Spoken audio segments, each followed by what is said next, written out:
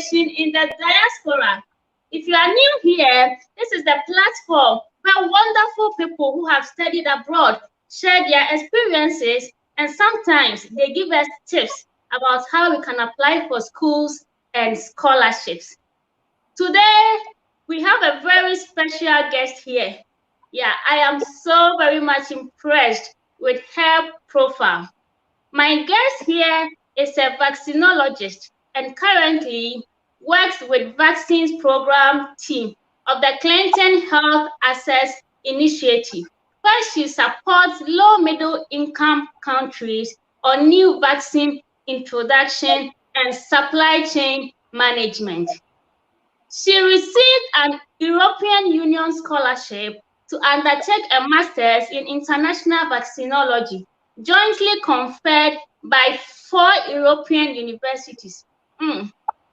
Autonomous University of Barcelona in Spain, University of Antwerp in Belgium, University of Claude Bernard in Lyon, France University of Saint-Étienne, also in France. Yeah, and this is what we are going to talk about today. But it doesn't end here. My guest here participated in training and projects in human and animal vaccines project management, introduction of new vaccines and vaccine manufacturing, procurement and regulatory processes at GlaxoSmithKline in Belgium. Also Sanofi Pasteur in France, and Berenga Ingelheim, also in France.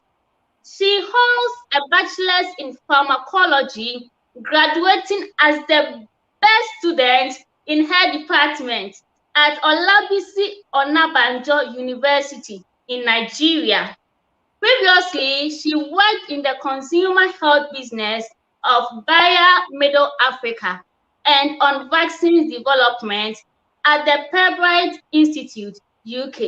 Ladies and gentlemen, my guest for today is Christiana Fashola. Hello, Christiana. Hello, Tisha. Hi, Tisha. Can you hear me loud and clear? Yes, I can hear you. Welcome to Education in the Diaspora. Thank you for having me. And I would say you're doing a great job. We are proud of you and well done. Great job. And thank you for bringing this opportunity to Africans at home and also those in the diaspora that are looking at exploring opportunities. Thank you. You're welcome, and thank you so much for also honoring my invitation. Thank you. Thank you. So thank you for having me. Yeah. So how is Nigeria?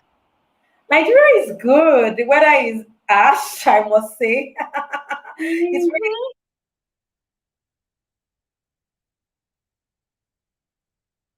Hello, Christy, can you hear me? And yes, I can hear you. Like I said, it's hot down here, and it's the same political temperature, the same political weather. Hopefully, things will get better soon. So it's good to be back home. Yeah. Yeah, we pray so. We pray that things get better as soon as possible.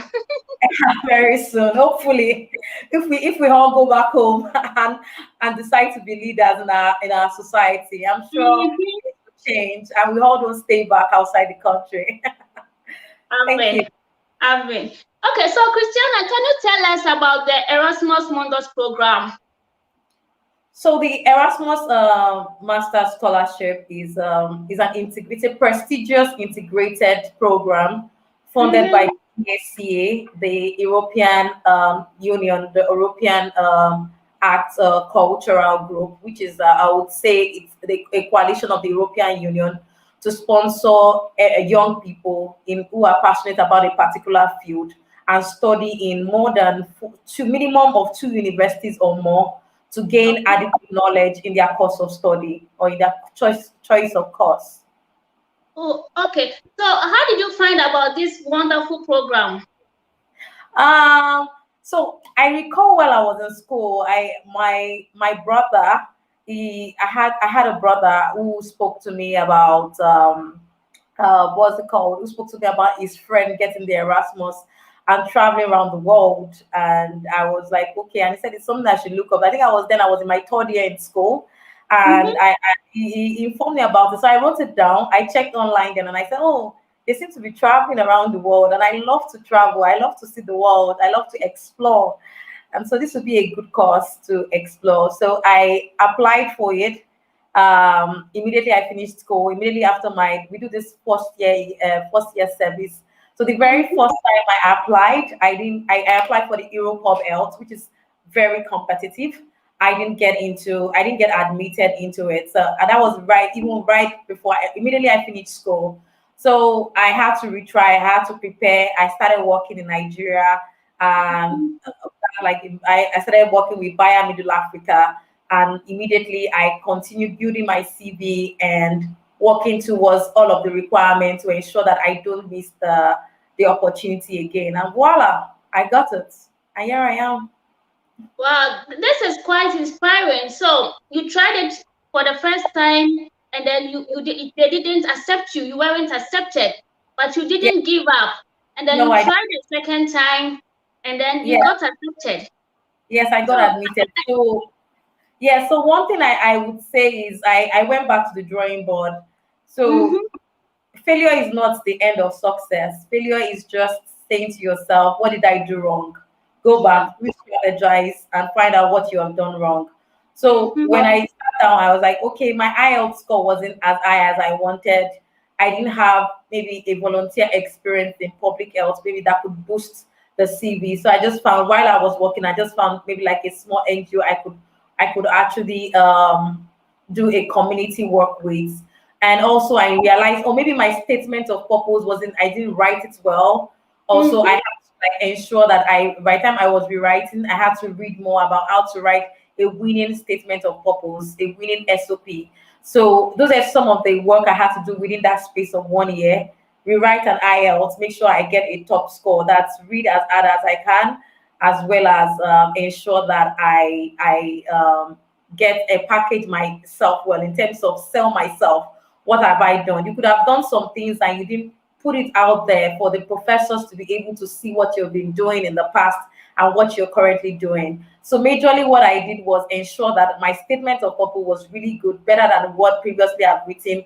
Speak to other people that are on other programs, not necessarily the Erasmus programs, but are already mhm, there are scholarships in the US or outside the US. And also in Europe, I recall I had to reach out to a friend who was in Bluebird, which is also an Erasmus program in education policy. He's also a Nigerian, and he spoke to me and he gave me advice on how best to write well when the kind of CV format. It has to be an European CV format. So those mhm. little things.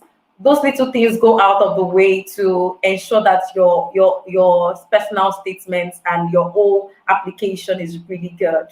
Yeah. Additionally, yeah, go ahead. But I just wanted to say that it is important if the person is in school. Like when I heard about it, I said I was in the second to third year. It was exactly third year. Mhm. I thought I finished with an excellent grade. So if someone is out there and you're still in school, I need you to just read as hard as you can, get that top grade, a second class upper division or a first class if you can, as much as possible. And if you didn't make it, it's not the end of the world. You can definitely make a good Yeah. scholarship.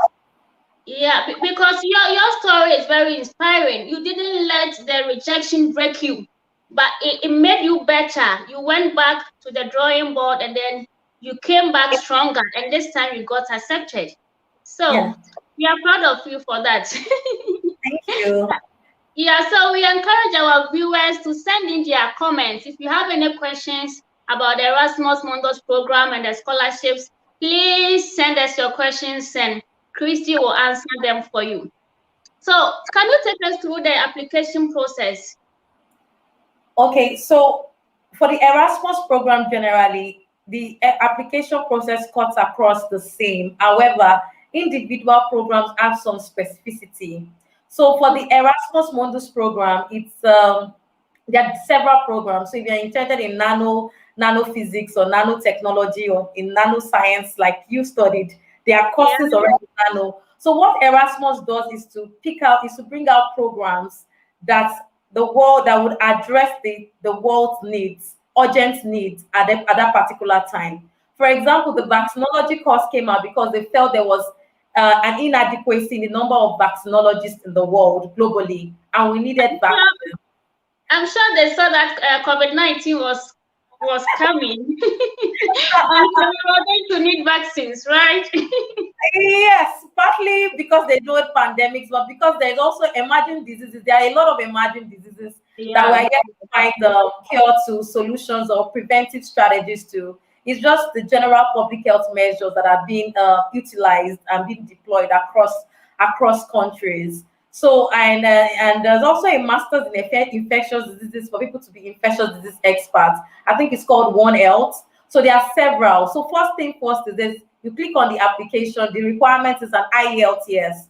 Most of them, there are some that do not require an IELTS. They can give you a waiver, and when you get on board, you can write an English exam. I think for masters in women's studies, I'm not sure. I think they allow you that if it's University of Glasgow, you do an English exam when you get into the school. However, for some specific courses like mine, like the Masters in International Vaccinology, we Mhm. ask you have to do an IELTS. So you have to Okay. submit an IELTS. Yes, go ahead. So, Christy, even if you are coming from an English-speaking country, like you who is from Nigeria, or like me who is from Ghana, we speak English. We've done all our studies in English. Are we still supposed to write the IELTS or? I'm sorry to say, but that's the position we have found ourselves. It's you have lived in Europe, and we can say that even some of us speak very good English than the core Europeans. So, Yeah. but it's one of the requirements, and IELTS, to say you speak good English. And even if you have studied in an English speaking country like ours, like Nigeria and Ghana, Kenya, and the rest of them, we still have to do an IELTS to submit. However, if you feel convinced, you could just write to the program director or the program administrator and just say, "Hey, I studied in English. I am working in a multinational where they speak English. I know for some schools in the US they do that. They give people waiver, and Yeah. some UK schools also do give people waiver. Mm. However, for most Erasmus programs, particularly if you're not the first cohort, you have to write an IELTS, and they give specific scores. So for writing, maybe you can have a 6.5, for Mhm. reading a 7, for speaking a 7. So they are like specific. So you just need to read, acquaint yourself with all of the IELTS materials, and register with the British Council or the ID or the MOD. Yes. Okay. Thank you. So I know that with this program you hop from country to country, right? And are you supposed to also know the language of the countries that you study? For example, So you studied in Belgium, France, and Spain. yes, and Were you Switzerland. required to submit a test score in French, in Spanish, and maybe I think Belgium also they speak French. So Yeah. French and Spanish. Okay, so part of the requirements, I'm not finished. Apart from the IELTS, you have to ensure that you have your certificates, your transcripts of schools, you have references from lecturers who know you very well and who can speak highly of your research work that you did in your bachelor's and whatever Mhm. you have done, and ensure that it's people with PhDs, people who are professors, or maybe even if it's not a professor, but someone with a PhD, definitely. So, and you also need to get some identification. So before the program, I would advise, like by August, people should already search. And one of the key things is not for you to one of no, they do not desire that you have to submit an English and a language proficiency in Spanish, Flemish, French, or whatsoever. Just come. As you come, you get to speak or learn languages. So during my Erasmus and in Spain, in Barcelona, I had to take the Spanish course. In Belgium, I was in Antwerp, so they don't speak French in Antwerp; they speak Flemish. But in Brussels, Wallonia area, they speak French. But in Mhm. Bruges, Ghent, Anvers, Antwerp, they speak Flemish. So it's like Belgium is like a two like two entirety. So, but it's still they are still a friendly region, both the French and the Flemish region, the Flanders region. So you Okay. don't have to have. I couldn't speak Spanish, But yes, I could speak a little bit of French. My French teacher will say is bad. I learned a little bit. So during strikes, because I went to a government school. So during my bachelor's, so during strikes, my mom enrolled me in a French school so that I don't just sit at home and watch TV. So I used that period to build my language skills, my French language skills, and it was a really good experience. But did it make an added advantage to my application? No. So because there were a lot of people from Iraq, Iran, pardon me, Pakistan, and other countries who could only speak their own local language, and they came on board. So I wouldn't. It's not necessary. So just stick to your English and focus on your IELTS. On IELTS. Okay, okay, okay. That's good to know. So who is eligible for this scholarship? So a graduate, anyone with a bachelor's degree, an HND, or that's an higher diploma with a postgraduate diploma, but anyone with a any university education is eligible to apply, and you have the motivation, you are passionate about that particular course, you can tell your story, and you have basics in that field. So when I say basics, it doesn't mean that you have to have done vaccinology in school, no.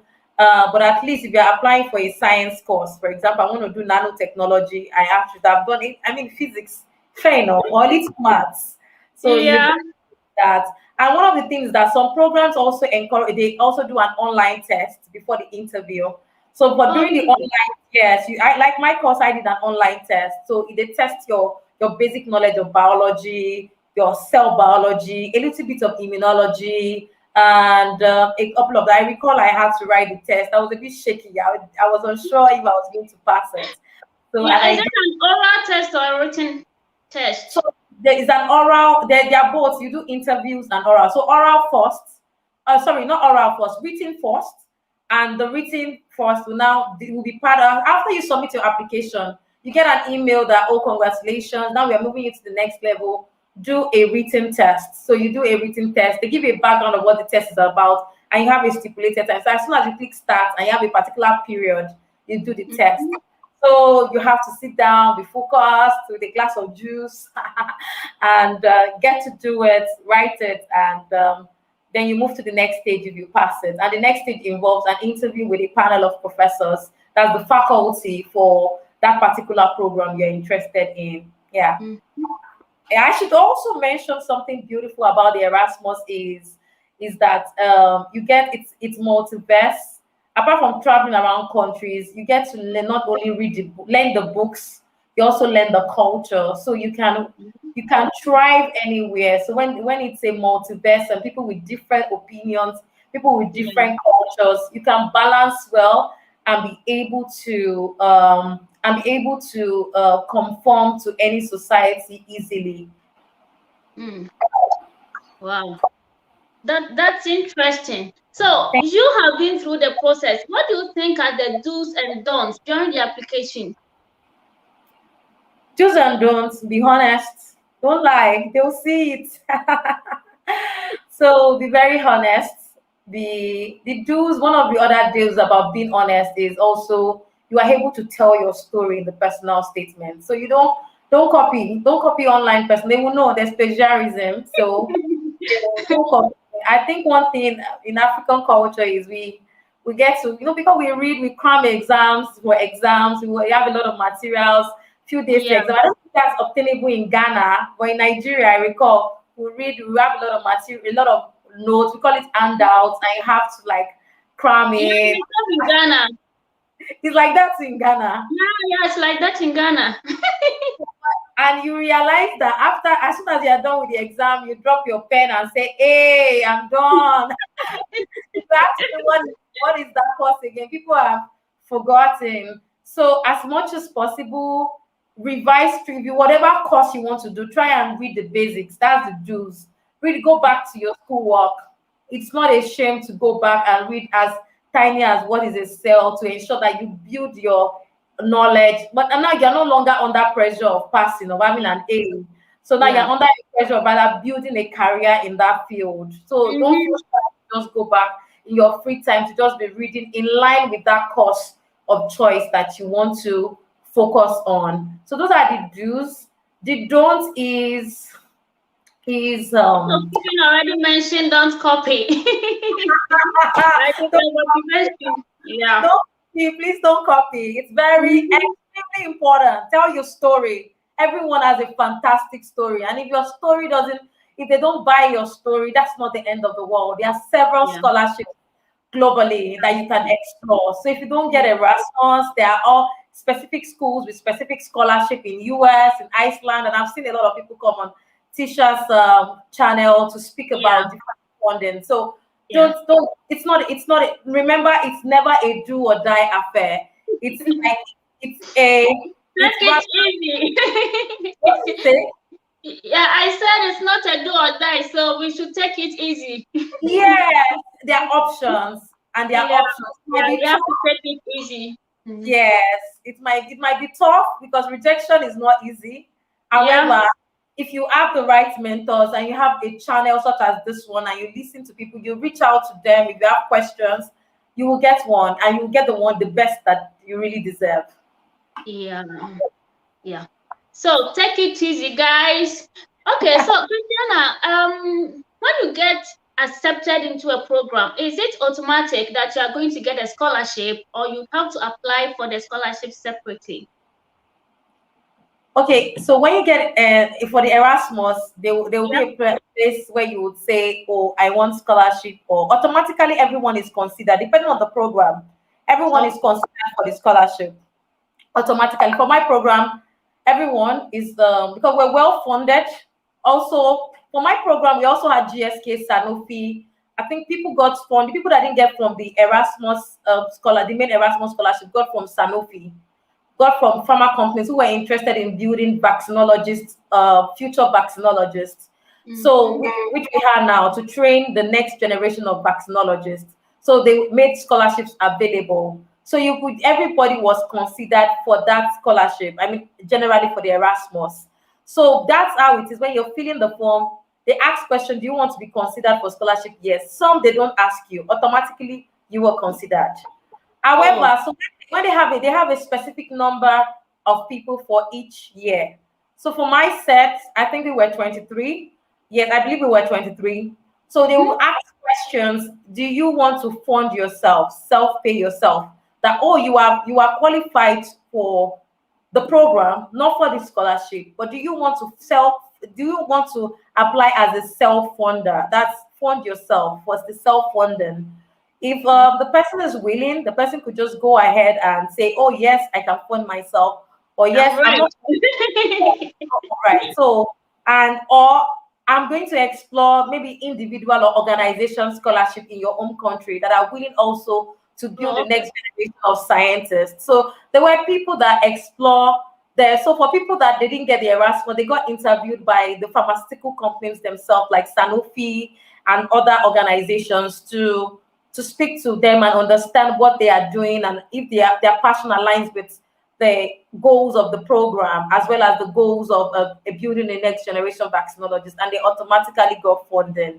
So yes, it's automatic, but for some programs I understand that you have to tick. They'll ask you the question, do you want to be if you do not get the scholarship, do you want to be considered for self-funding? Yes. So you can take yes at that time and start exploring opportunities. So when you take yes, maybe you cannot ask them, are there programs, are there companies who are willing to explore right. funding students? But yes, automatically you're funded. Yes. Okay.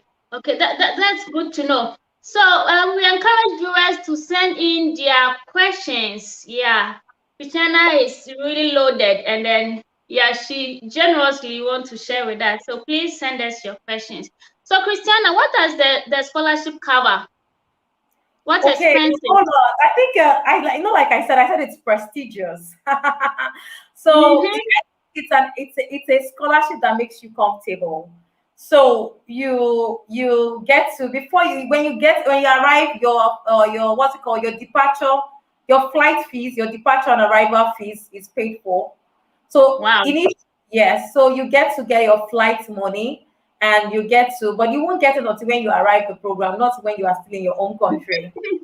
Oh, you don't tell Okay. them that, "No, I changed my mind. I'm going to Stanford. I'm going to Yale." So you've got away with money.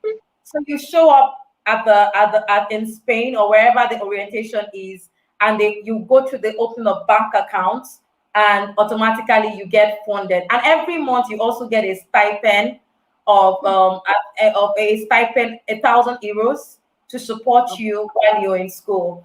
I think one of the reasons why they're doing this is to make sure that you're focused. And for example, my course was really very demanding. I recall in France when we had remember I had to wake up I remember, yeah.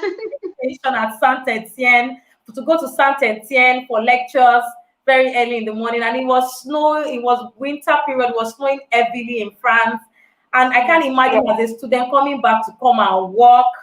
I know, and you have. So I was going to ask you if Erasmus students are allowed to work.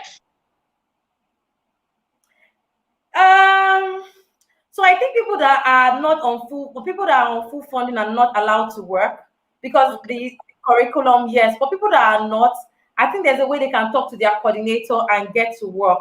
Yes, they are allowed, but if you are funded, the individual coordinators kind of decide. For my own program, we were not allowed to work, and even the program was fully packed that you do not have time to work. So it's it's tricky. It's tricky. You might desire to work, like I would have loved to work, but it's there's no time. There's no time. There's really no time. So it's really tricky. So I would say if you get a scholarship, you have the funding is affordable. It makes you comfortable. You can pay for accommodation, you can pay for feeding from it, and you can also pay for the bus ticket. As students, we get cheaper bus ticket fees, and we also get cheaper accommodation if you stay in the student accommodation.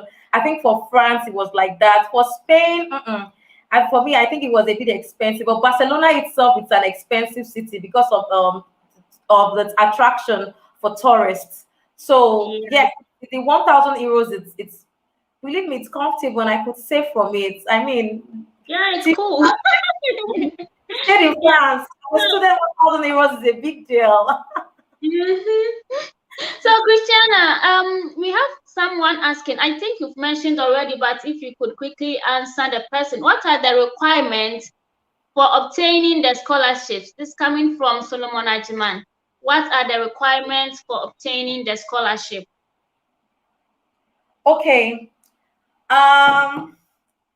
Great question, Solomon. We've taken it. You joined late. So welcome on board, Solomon. So the first thing is go to your site, go to the program you're interested in, go to the Erasmus website, EACEA. I'll drop it right before the end of this program. Check it out.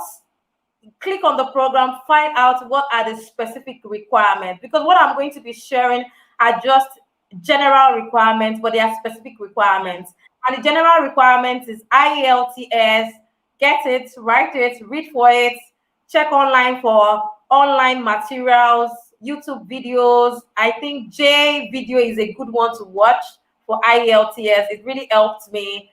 And I could share some other IELTS materials that will help you. That's number one.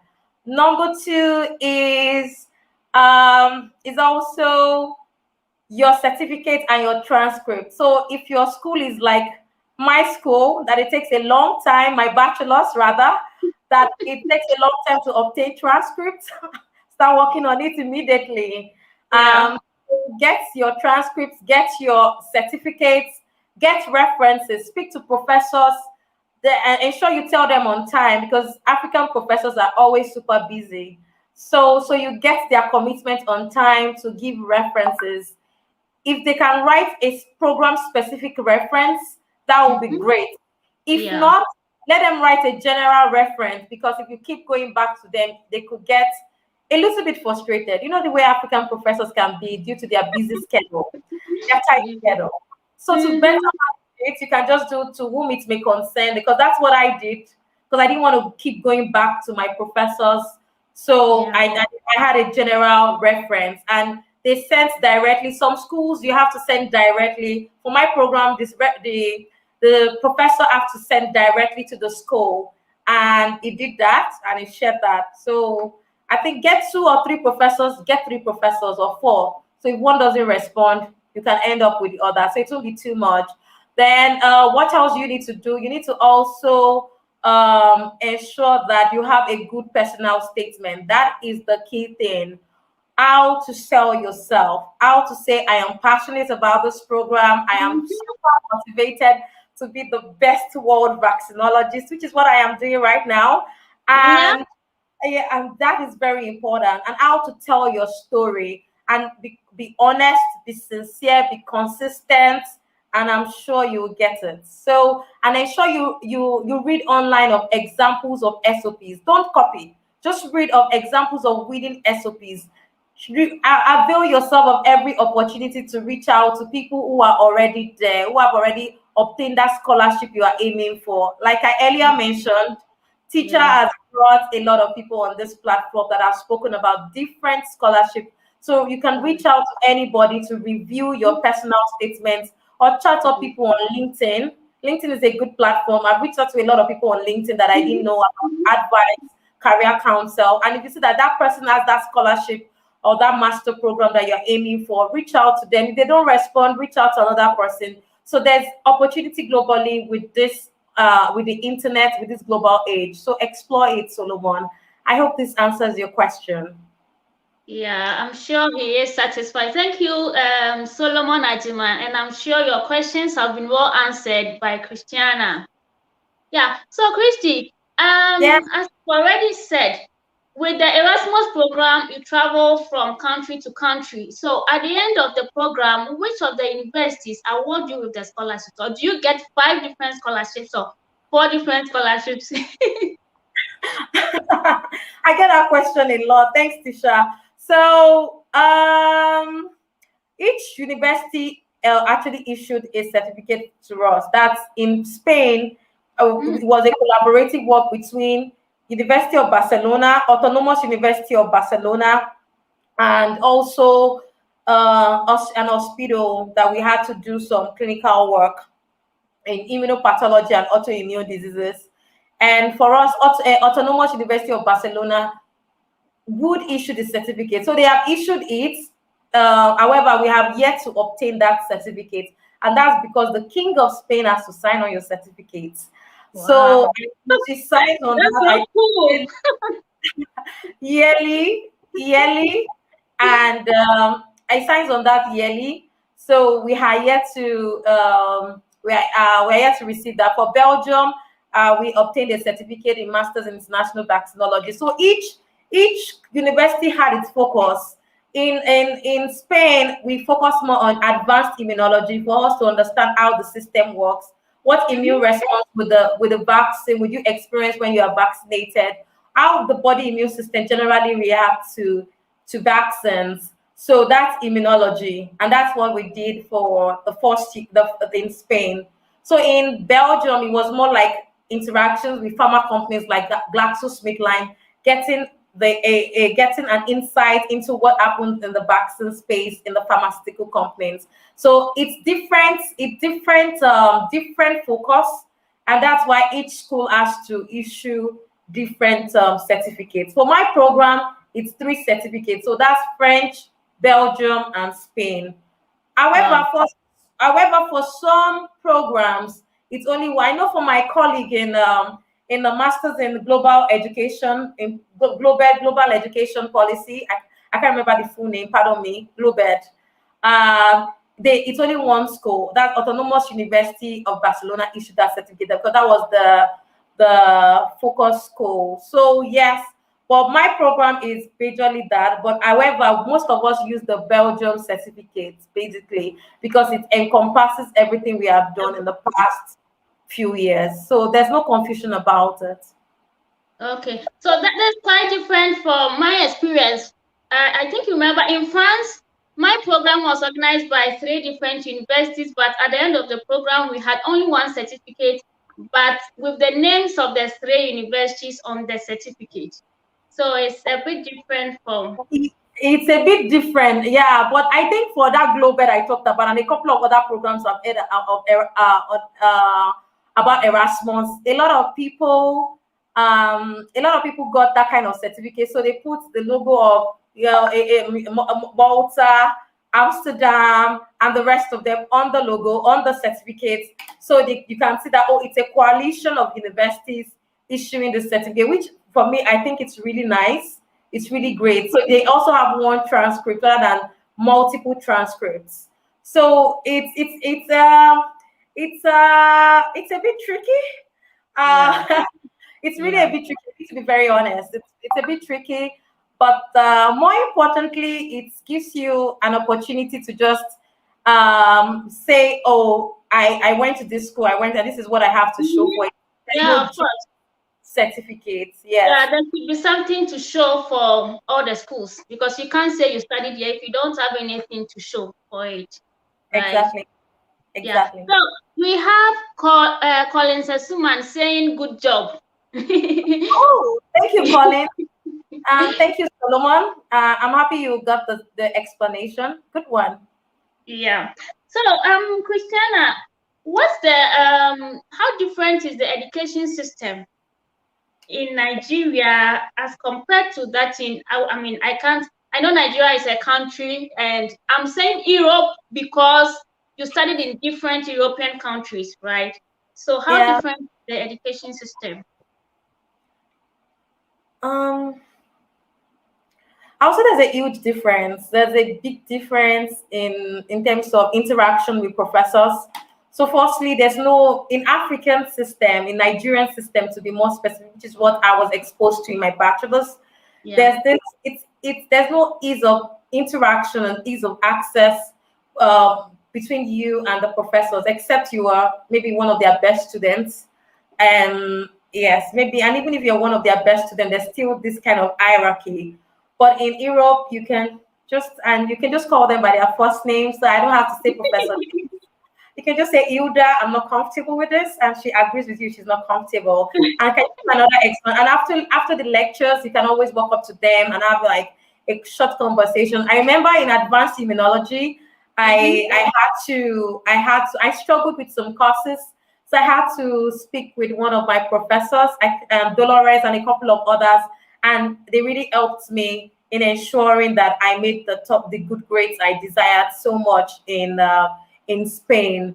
So there's a strong collaboration between students and professors compared to here in Nigeria, where accessing your professor's office is like, what do you want? How may I help you? Like, but Yeah. you can even just send an email. Hey, can I see you after class? Even you don't even need to send an email to meet the person after class, except she has another class immediately, and he or she doesn't have another class.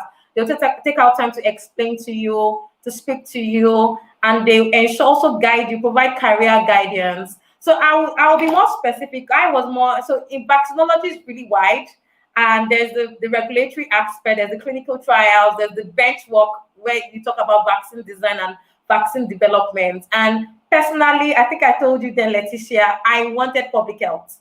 Yeah. I just told myself I wanted public health. I just knew it's bench work is lovely. It's nice to have that experience and to work on it, but it's not just my thing. And I Mm-hmm. had a professor, Stephen Paul, who practically took it as an assignment to ensure that that passion in me grows. And Bless it's him. wonderful. And compared to Nigeria, everybody just wants you to pass. Everybody just wants to. Nobody's Yeah. really interested in life after school, and I think that's something that is missing in our educational system. So when people are interested in life after school, there's a way you read differently. There's a way you see that course differently, and I would say that's one of the reasons why I'm super passionate about this vaccines field. Yeah. Well, so with the education system, I think in Africa, there's more room for improvement, right? Yes, there's a whole lot. I maybe we can use this opportunity to talk to our African professors that Mm-hmm. they need to I think it's only one or two professors in my university that was really interested in life after school. I recall there's a Professor Oshonuga, and he would sit us down and would say, some of you will be medical representatives, so you need to learn presentation skills. You need to know how to make good slides. And he would take us through some process of presenting and critique us greatly in class. And for me, that is important. But it's very a lot of people just want you to read. A lot of professors just they're not even concerned if you pass or fail their particular course. I think the more students that fail the course, I stand to be corrected. But the more students fail a particular course in Nigeria, the more excited the lecturers are. I think it's the same in Ghana. So it's an African thing. It's an African thing, and I think it's wrong. I think the more students fail your course, the more you need to look inwards as a professor and review your strategy, your teaching strategy, your connection with the students, their attention level, and begin to address things individually if possible. But unfortunately, we also have a large crowd in class where we don't have that kind of 20 students or 23 students or 15 students in a class. We have that 100, 200, some classes 500.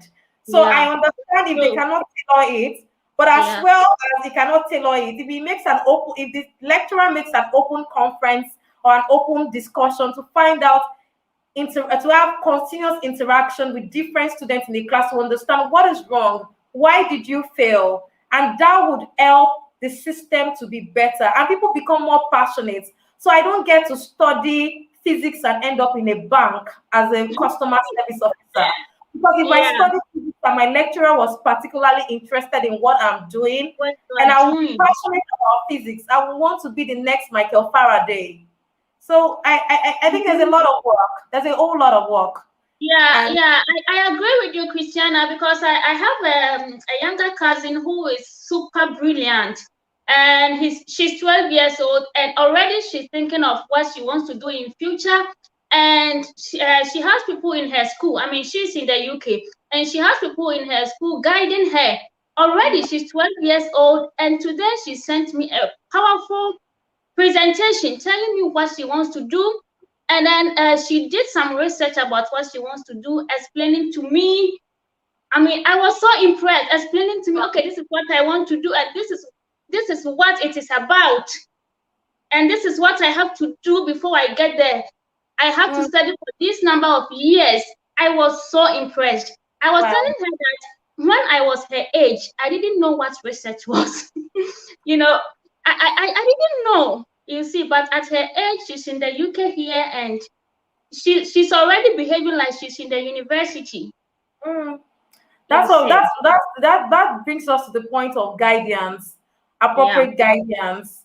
I think we talk about the system, the educational system failing the people, and I think it's not only the government failing us; it's also the people. What are you doing? What are the lecturers, the people students look up to? So, and what are they doing to ensure that that passion of science doesn't die? That passion of law, whatever field they are focused on, and for me, I would say that it's very important.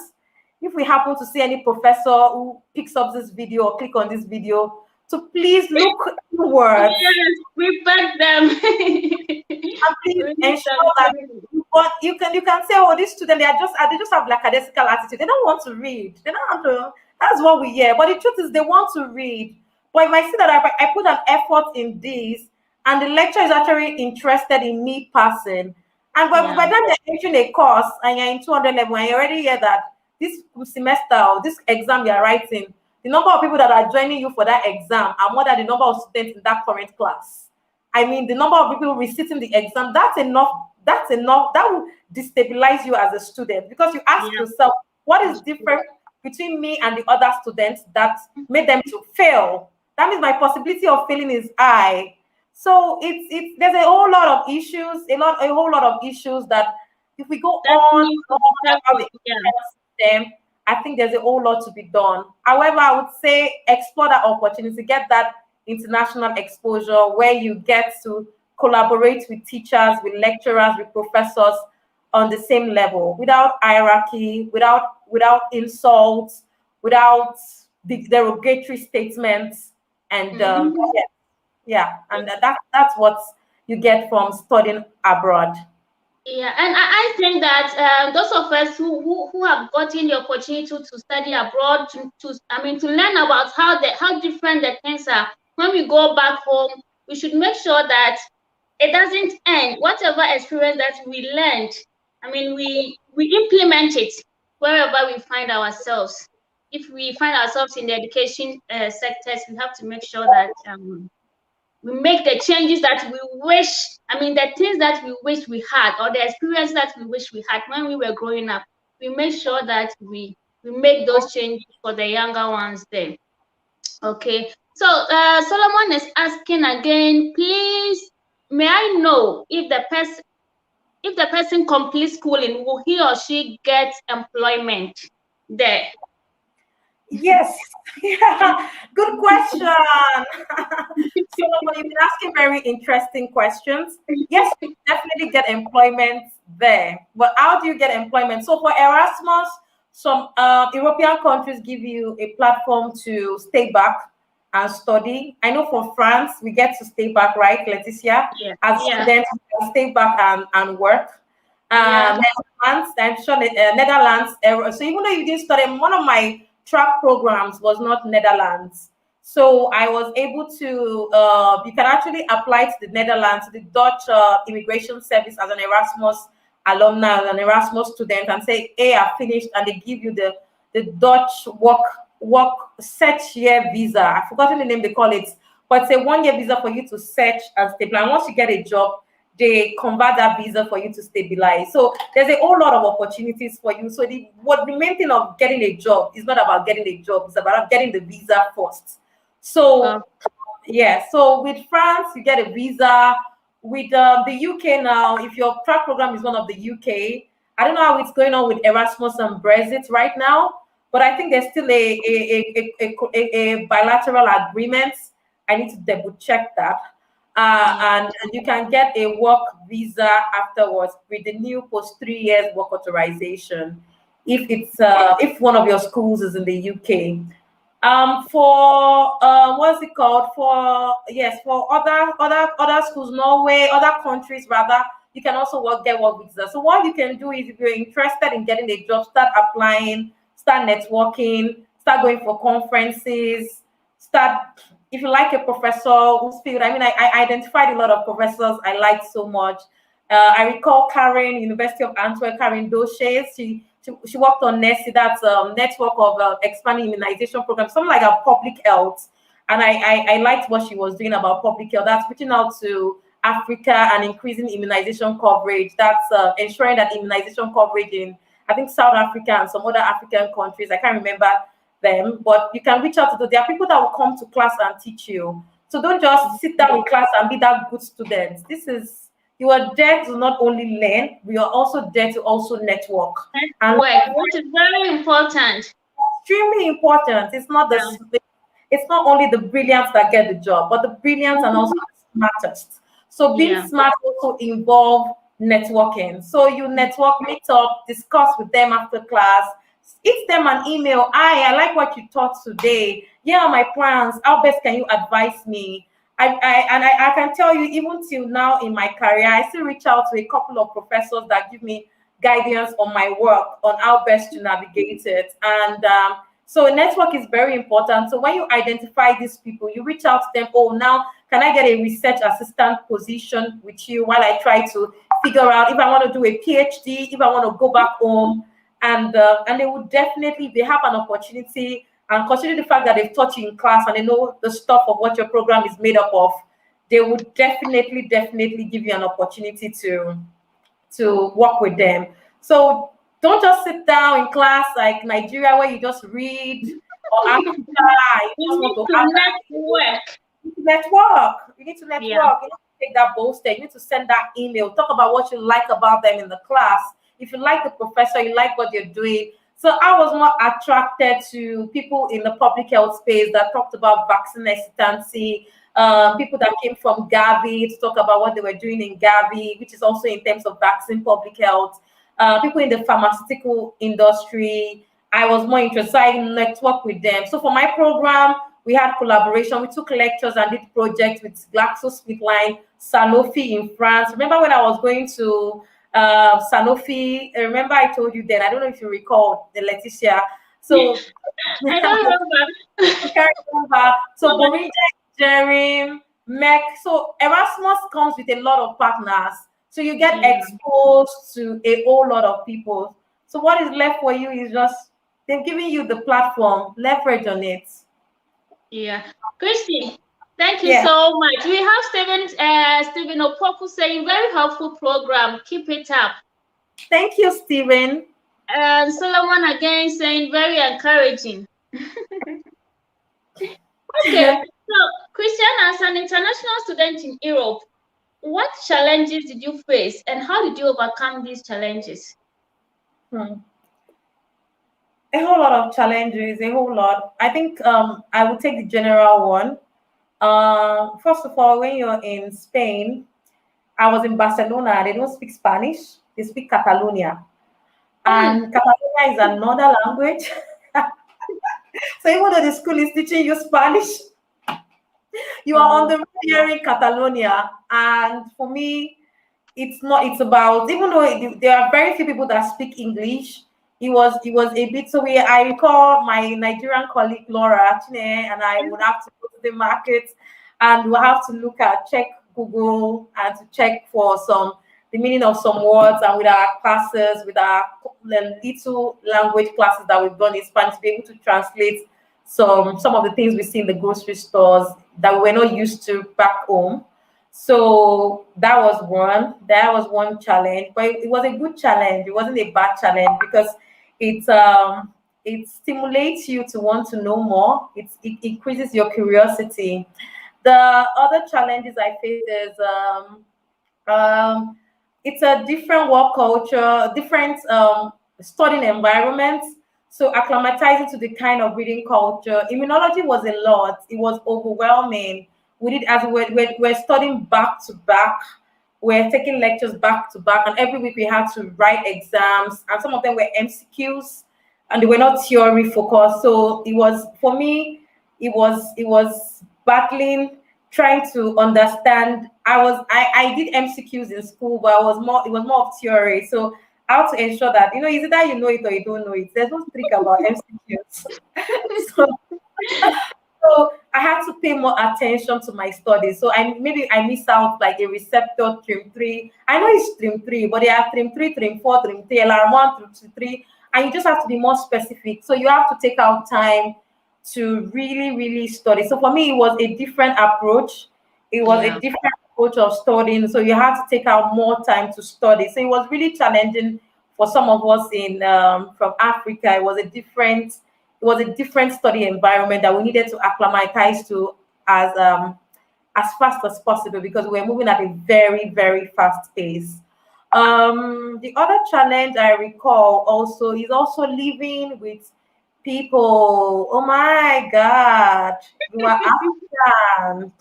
So I love cooking if there's a large group, but if I'm alone, I don't like cooking.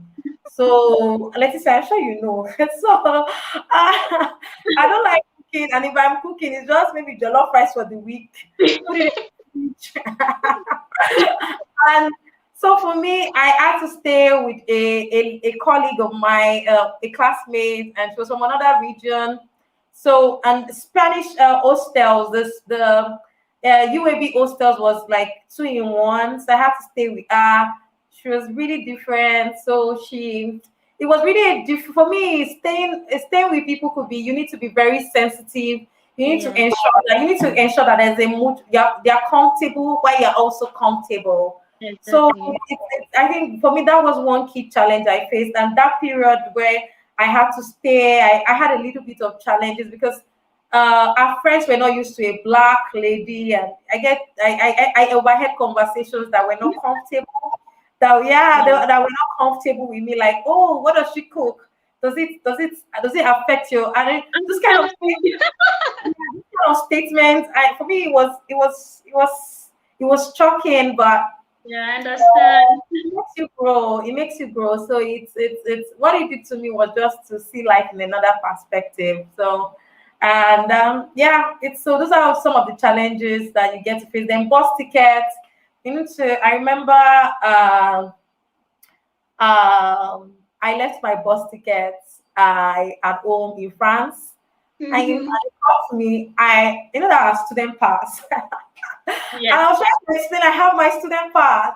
And the guy was speaking French. And I was like, I don't speak French as much as you do. My French is no, Letitia, you know the way our French is, and it's not like the French. And it was like, oh, it was his colleague like in French that she's pretending. Eh? Mm. So these are some of the challenges, and I was like, is there no system that can show you that I have a student pass or something? And that was the last time I bought that student pass. I never bought it again. I always buy the normal €1.50 Yes. single pass because I didn't like that experience, and I had to pay a fine of I can't recall the fine for that particular ticket. So it's those are really there are challenges that get to build you as you start life in a new environment, in a new system. Yes, so that's it. Interesting. So, Christiana, with all these experiences, okay, how has your life been? I mean, how has all these experiences influenced your way of life? So I don't get to judge people as easily. I don't get to ask sensitive questions like Africans do ask sensitive questions. I won't ask you if you're in a relationship. I won't ask you, are you married? I won't Yes. ask you, when are you getting married? I Mm. won't ask you if you're married. Oh, you're married. Do you have a baby? No, those are insensitive questions Yeah. because you don't know what the mental state of that person is. Mhm. So let the person build a relationship with the person and let the person talk about it on their own, at their own comfort. If you choose to share yours, that's your business. But Yeah. don't ask sensitive questions. So I don't get to judge people. I don't get to I keep an open mind about everyone. I'm opinionated like an African woman, strong, independent African woman that I am. I'm opinionated. I have my opinions, but I wouldn't ask some insensitive questions except we have a strong relationship, and that has changed my way of life. And also, it has also helped me to also know how to work in a multiverse environment, in a diverse environment. So Mhm. you can get to yes, so you get to know. So that's one thing about living in different cultures and getting exposure to different people from different regions and Yeah. in the country itself is a different country. Then people you have in your class came from different environment, Vietnam, China, Pakistan, different part of the world, Canada, and you get to work with them and you get to work on different projects with them. You get to see different perspectives, and it's you get to be there to learn, to improve, to not be biased, and to be open-minded in taking everyone. I mean, in Nigeria, for example, being homosexual is unaccepted. And I remember I had a close friend that we talked together about immunology in my class, and the day he told me in Spain, and he said, "Christina, we're close, and I know your culture is different, but I'm Mhm. Yeah. gay." And I said, "Yeah, you're gay," but it was levels towards the end of Spain, and it doesn't matter. It doesn't stop you from being my friend. And my where I come from, it's not acceptable, but it is who you are. I Mhm. accept you the way you are. So accepting people the way they are without judging them, and Yeah. um, I can tell you, he's one of the brilliant people I've met in the world, and you Mhm. can't judge him. And I'm looking forward for him doing great things in the field of vaccine development. So it's not it's about accepting people the way they are. That's one key thing that it has changed my perspective. Yeah. Christiana, we could sit here the whole day talking about the experiences because I'm sure there are so many. But Never. time. I'm sure I would have to invite you here again. I think we To have give a us. question. I think we have a Sorry. question. I think we have a question we might have missed out. Um. Do we still have time from Solomon? Solomon said very encouraging. No, I he think said, may I know if the person completes schooling, will he or her get employment here? yeah, I think you've answered that already. Okay, okay, great. Okay, great. Yeah, you've answered that already. Okay, okay, okay, Yeah. okay. How about that? Say very nice program. Okay. Yeah. So, Christy, what would be your final words to our viewers? I mean, for students who are still in their undergraduates or those who have completed and are looking forward to starting a master's program, maybe with the Erasmus program or maybe anywhere in Europe. What would be your final words to such people? My final words will be don't give up. Rejection is not the end of the world, rather, is the beginning of success. Mm. Pursue that dream. If you want to travel around the world and you are in that small village and it looks far fetched, believe me, it's not far fetched. It's close by. Just keep working at it, step by step, and plan, strategize, make use of the internet, reach out to people as much as possible that are in line with your field, in line with your dreams, in line with your goals. And the sky is not just your limit, it's just your starting point. Wow. The sky is just not your limit, but it is your starting point. Thank you so much, Christian. I know you are very, very busy, but you've made time to share your experiences, challenges, and a whole lot with our viewers. And I really do appreciate this. I know hopefully you'll come back again to share what you are doing, the vaccine stuffs. Yeah, to share some of those wonderful things with us. So, viewers, this brings us to the end of today's episode.